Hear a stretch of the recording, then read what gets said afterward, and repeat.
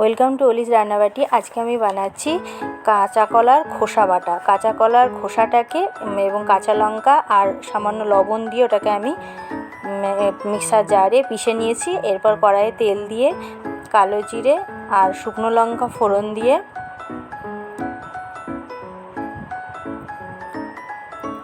খোসা বাটাটা আমি এবার দিয়ে দিয়েছি। খুব সহজে, খুব তাড়াতাড়ি এটা হয়ে যায়, খেতেও খুব সুন্দর লাগে গরম ভাতে। বন্ধুরা, তোমরা একবার বানিয়ে দেখতে পারো এই রেসিপিটা। এরপর আমি এর মধ্যে শুকনো লঙ্কার গুঁড়ো, হলুদ গুঁড়ো,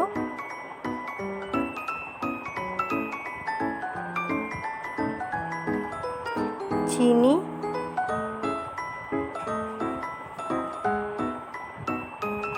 লবণ এই সমস্ত দিয়ে বেশ কিছুক্ষণ ধরে এইভাবে কড়াইয়ের মধ্যে নাড়িয়ে দেখো, যখন একটু টাইট একটু হয়ে আসবে, একদম পাতলা থেকে যখন সামান্য একটু টাইট হয়ে আসবে, তখন সর্ষের তেল ওপরে দিয়ে আমি এটাকে নামিয়ে নিয়েছি।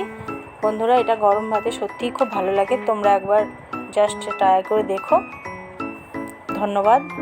সাবস্ক্রাইব করে দিও প্লিজ।